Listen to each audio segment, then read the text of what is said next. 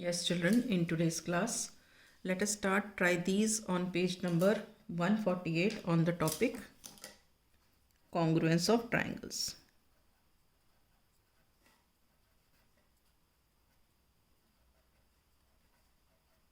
ठीक है?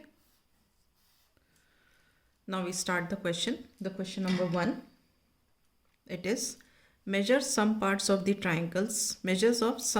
the triangles are given by applying RHS congruence rule. State which pairs of triangles are congruent. In case of congruent triangles, write the result in the symbolic form. अब RHS का मतलब क्या होता है? हमें triangle में एक तो राइट एंगल देखना है, एक हाइपोटेन्यूज देखना है और एक कोई भी साइड देखनी है. ठीक है, अब हम स्टार्ट करते हैं. तो अब लिखें कैसे? PQR अगर लिखते हैं मतलब 3 सेंटीमीटर से खाली वाली साइड जा रहे हैं, तो यहाँ तो 3 सेंटीमीटर कहीं है ही नहीं, 2.5 सेंटीमीटर से खाली वाली साइड है.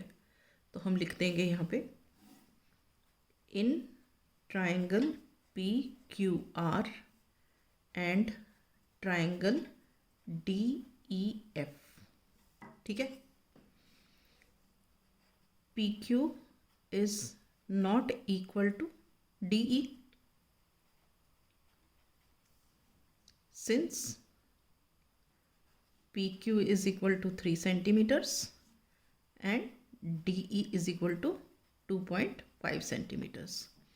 तो हम क्या कंक्लूड करेंगे? Therefore triangle PQR is not congruent to triangle DEF.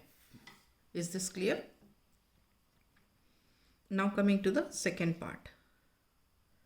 अब देखो, इसमें दो ट्रायंगल्स डिफ्रेंशिएट करते हैं. एक ट्रायंगल है ABC, ये वाला.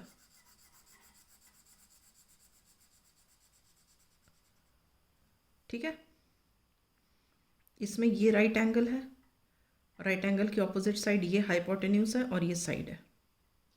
ठीक है, अब दूसरा वाला जो ट्रायंगल है वो है हमारा ये डॉटेड वाला.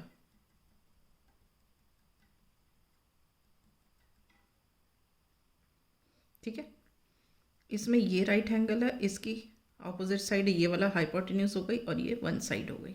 ठीक है, तो अब हम इसको कैसे लिखें? ऐसे लिख लेते हैं 2 सेंटीमीटर से 90 डिग्री की ओर. तो हम लिखते हैं ACB. In triangle ACB and triangle 2 centimetre से 90 डिग्री की ओर मतलब BDA. ठीक है, अब R मतलब राइट एंगल, तो सबसे पहले हम लिखेंगे angle C. Angle C is equal to, इसमें क्या होना चाहिए? Angle D, that is equal to 90 degree. ठीक है, अब राइट एंगल, उसके बाद हाइपोटेन्यूज, H के लिए हाइपोटेन्यूज. तो अब 90 डिग्री की जो अपोजिट साइड होती है वो हाइपोटेन्यूज होता है. तो ये हो गया AB. अगर मैंने AB बोला तो यहाँ पे क्या होना चाहिए? BA.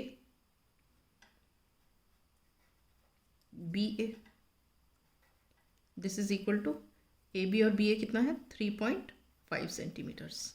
ठीक है, जो AB है वो ये शेडेड वाले का हाइपोटेन्यूज है और ये जो BA है ये डॉटेड वाले का हाइपोटेन्यूज है.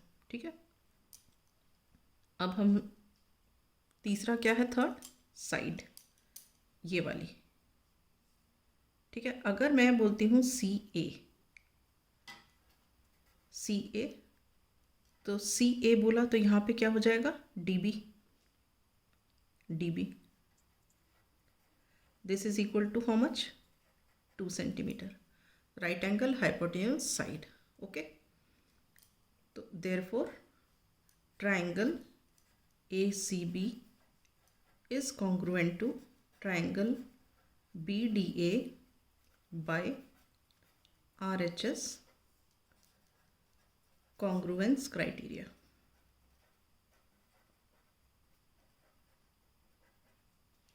All right. Okay. Now we come to the third part of the question. अब देखो, इसमें RHS करना है. दो ट्राइंगल्स हैं, एक ये ट्राइंगल है, ठीक है,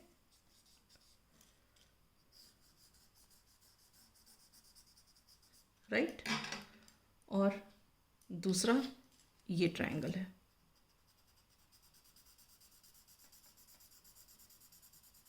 ओके, दो ट्राइंगल अलग दिख रहे हैं आपको. तो हम इनको कैसे ले लेते हैं? हम इस तरीके से ले लेते हैं. BAC 90 से 3.6 की ओर.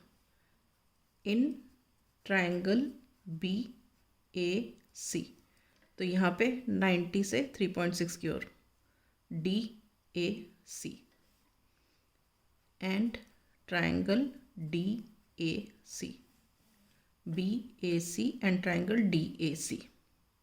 तो सबसे पहले क्या है हमारा? RHS में R मतलब राइट एंगल, तो हमने लिया angle B. Angle B is equal to, यहाँ पे क्या होना चाहिए? Angle D 90 degree.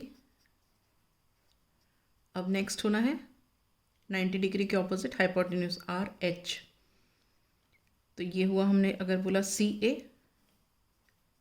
CA बोला तो यहाँ पे क्या होना चाहिए? ये भी CA होगा, इज इक्वल टू CA. दोनों ट्राइंगल में ये क्या है? कॉमन है, तो यहाँ ब्रैकेट में लिख देंगे कॉमन. ठीक है. राइट एंगल, हाइपोटेन्यूज और साइड. साइड अगर मैंने बोला BA अगर BA बोला तो इसका क्या हो जाएगा? DA. BA is equal to DA, that is equal to 3.6 centimetre. Right angle, hypotenuse, side. ठीक है. Therefore triangle BAC is congruent to triangle DAC by RHS congruence criteria. ठीक है. अब आ जाते हैं हम फोर्थ पार्ट पर. यहाँ पे भी देखो दो ट्राइंगल्स हैं, शेड कर लेते हैं हम.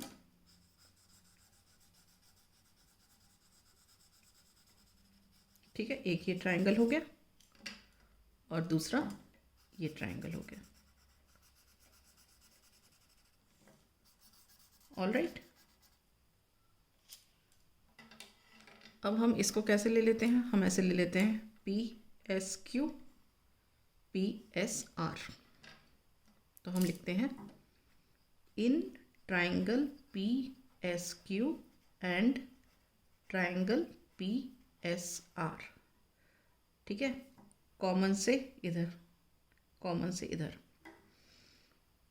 तो राइट एंगल पहले हुआ, तो angle PSQ is equal to angle PSR. जब PSQ लिया तो ये PSR इक्वल टू 90 डिग्री. ठीक है. अब राइट एंगल के ऑपोजिट साइड हाइपोटेन्यूज है. ठीक है. तो PQ is equal to PR. अगर मैंने बोला PQ तो ये हो गया PR. This is equal to 3 centimetre. अब राइट एंगल हो गया, एक हाइपोटेन्यूज हो गया. अब हमको एक साइड और चाहिए, तो हम इस साइड ये वाली ले सकते हैं क्योंकि ये कॉमन है. तो हम लिखेंगे PS इज इक्वल टू, यहाँ PS है तो यहाँ भी PS है. PS is equal to PS, common हो गया. ठीक है. Therefore triangle PSQ is congruent to triangle PSR by RHS